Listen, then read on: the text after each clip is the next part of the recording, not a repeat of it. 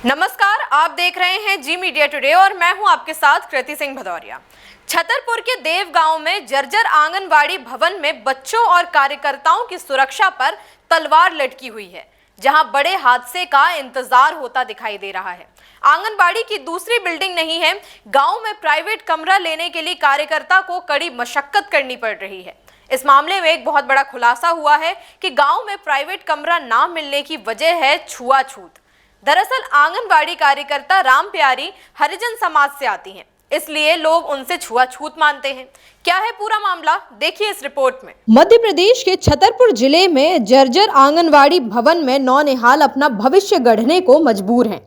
पूरा मामला राजनगर जनपद क्षेत्र के देव गांव का है, जहां आंगनबाड़ी केंद्र का भवन इस कदर जर्जर हो चुका है कि मानो बच्चों को अब सुरक्षा से ज्यादा खतरे में डालने के लिए भेजा जाता हो। अगर अब भी प्रशासन का ध्यान इस पर नहीं गया तो शायद बच्चों को कागज और लकड़ी से बनी छतों के नीचे बैठकर पढ़ाई कराने का नया तरीका ढूंढना पड़ेगा। ये मामला और भी गंभीर तब हो जाता है जब आंगनबाड़ी कार्यकर्ता ने बताया कि गांव में आंगनबाड़ी की कोई दूसरी बिल्डिंग नहीं है। प्राइवेट कमरा लेने के लिए बहुत मशक्कत करनी पड़ रही है। आंगनबाड़ी कार्यकर्ता की माने तो उन्होंने अधिकारियों को कई बार इस खतरनाक भवन को लेकर जानकारी दी, लेकिन लगता है कि अधिकारियों द्वारा यहाँ दीवारें गिरने का इंतजार किया जा रहा हो। सिर्फ भवन ही नहीं, गांव में आंगनबाड़ी के लिए दूसरा स्थान भी नहीं है। आंगनबाड़ी कार्यकर्ता कहती हैं कि यहाँ छुआछूत की ऐसी समस्या है कि प्राइवेट रूम के लिए भी हाथ फैलाना मुश्किल हो गया है। इस पूरे मामले पर आंगनबाड़ी कार्यकर्ता सहित बागेश्वर धाम के पीठाधीश धीरेन्द्र कृष्ण शास्त्री ने भी प्रतिक्रिया दी है। मेरा नाम सर राम प्यारी हरिजन है। मैं आंगनबाड़ी कार्यकर्ता के पद पर देवगांव में सदस्य। अब सर विभाग को दे के परेशान है। हाँ। सरपंच सेक्रेटरी सभी को वीडियो फोटो वगैरह, पानी अभी बरसात में पानी की वीडियो बना कर भेजते रहे, कोई उस पर गौर नहीं कर रहा। जी सर, विभाग से किराया भी मिलता है लेकिन गांव वाले देने के लिए मंजूर नहीं है। छुआछूत मानते हैं सर हमारे गांव में। सर नहीं देना चाहते भी, छुआछूत बहुत चलता है। सर हम हरिजन हैं। अच्छा सर, सभी जाति के आते हैं। हाँ। हमारे यहाँ शर्मा बंधु हैं ज़्यादा, उनके ज़्यादातर आते हैं। अब सर नहीं देते हैं। हाँ। हमने बिल्डिंग के बारे में सर अपने अधिकारियों को बताया। हाँ। उनने निरीक्षण भी किया। हाँ। लेकिन अब कुछ नहीं हो रहा। बार प्रस्ताव वगैरह भी सरपंच सेक्रेटरी ने दिया। हाँ।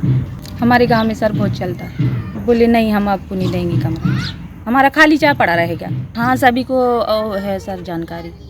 उनने खुद आके देखा हमारे गाँव में। नहीं देता। अब बिल्डिंग सर हमारा बनाना तो काम नहीं है, हम तो बनवा नहीं सकते। बनवाएंगे तो विभाग वाले ही, पंचायत वगैरह बनवाएंगे। ये इस देश का बहुत बड़ा दुर्भाग्य है।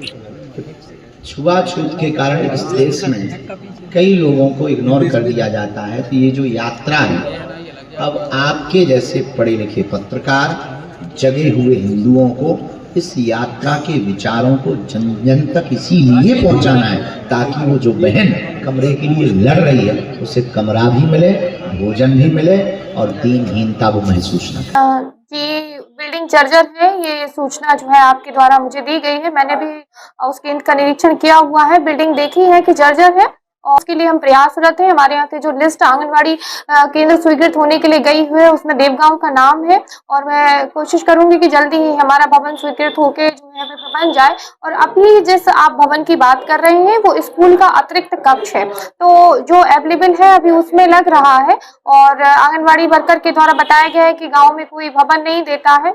जी, उसके लिए वहाँ के सरपंच से बात की जाएगी और वहाँ के जो लोकल बॉडी होते हैं उन्हीं को समझाया जा सकता है कि भाई आंगनवाड़ी केंद्र आपके बच्चों का है तो आप उनके लिए कमरा दे दीजिए। मेरी तो कोशिश रहती है कि सभी जगह हमारी आंगनवाड़ी केंद्रों को भवन मिल जाए और लेकिन कहीं नहीं मिल पाता है तो अन्य शासकीय भवनों के लिए प्रयास करते हैं कि भाई बिल्डिंग, पंचायत, सरपंच से भी बात करेंगे। यदि वो पंचायत का कक्ष दे देते हैं देवगांव आंगनवाड़ी केंद्र के लिए तो बेहतर रहेगा। तत्काल में तो अभी उसके लिए बोलेंगे कि कहीं निजी रूप से कमरा मिल जाए तो मैं वहां पर स्थानांतरित करवाने का प्रयास करूंगी।